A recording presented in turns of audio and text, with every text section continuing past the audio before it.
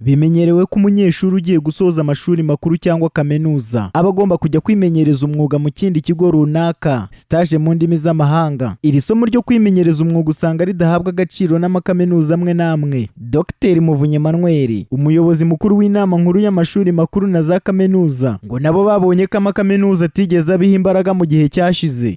Kwigisha muri kaminuza ntabwo ari ibyo kujya mbere ya mwarimu akakubwira theory nangwa se gusoma ibitabo, ariko hagomba kubaho igice kijyanye no kwimenyereza ibyo umunyeshuri yiga mu ishuri. Icyo gice rero uburyo bumwe nuko basabwa kujya muri internship nangwa se ibyo twita industrial attachment, aho kaminuza umunyeshuri yigamo isabwa gufasha umunyeshuri. Icyo twabonye rero nkuko bivuze, icyo twabonye nuko kaminuza zitigeze mu gihe cyashize ntabwo zabihaye imbaraga. Abanyeshuri biga muri amwe mu makaminuza yo mu Rwanda bifuza ko igihe cyo kwimenyereza umwuga cyakongerwa, ngo kuko usanga igihe cyagenwe kirangira ntacyo barageraho mu gukarishya ubumenyi. Aba twaganiriye ngo usibye no kugira icyo umenya, ngo ntuba umaze kumenyera cyangwa ngo umenyerane n'abo mukorana. Aba banyeshuri bifuza ko igihe cyo kwimenyereza umwuga cyakongerwa. Kandi koko mu by'ukuri ukwezi kumwe umuntu aba ataratangira kumenyera neza, aba aribwo atangiye kwinjiramo neza, ariko kubera igihe gitoya ugasanga stage irarangiye.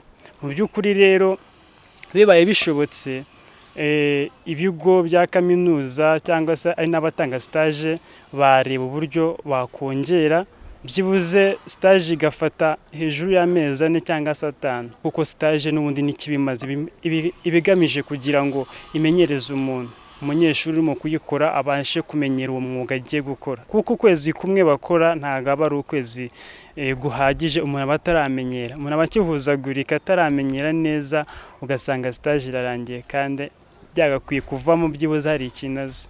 Byo kuri stage nasanze harimo ibibazo byinshi. Uko kwezi n'igice ari igihe ugenda ugasanga ugiye kumenyana n'abandi hashize ukwezi cyangwa se hashize ibyumweru bibiri, ubwo rero ugasanga cya gihe cya stage cyose kigiye gushira muri presentation, utaramenyera, utaragira byinshi wabasha kwikorera kuri tere. Numva rero byagakwiye kuba amezi nk'3 basi. Umuyobozi mukuru w'inama nkuru y'amashuri makuru na za kaminuza mu Rwanda ahavuga ko basabye amakaminuza kongera igihe iki gikorwa cyamaraga, byibura ngo kigakorwa inshuro zitari munsi y'ebyiri. Icyo twakoze rero muri uyu mwaka, twakoze audit muri kaminuza zose, ni naho twagaragarijwe bimwe muri ibyo ngibyo. Twasabye kaminuza zose kongera imbaraga muri iki gikorwa. Icya mbere, kubyongerera igihe. Babikoraga mu mwaka wa nyuma, twasabye ko babikora wenda batabikora mu mwaka wa mbere, kuko umunyeshuri arimo amenyera bamuha theory, ariko mu mwaka wa kabiri bagena umwanya ko umunyeshuri atangira kujya muri industrial attachment, kugeza igihe agera mu mwaka wa nyuma akabona igihe gihagije.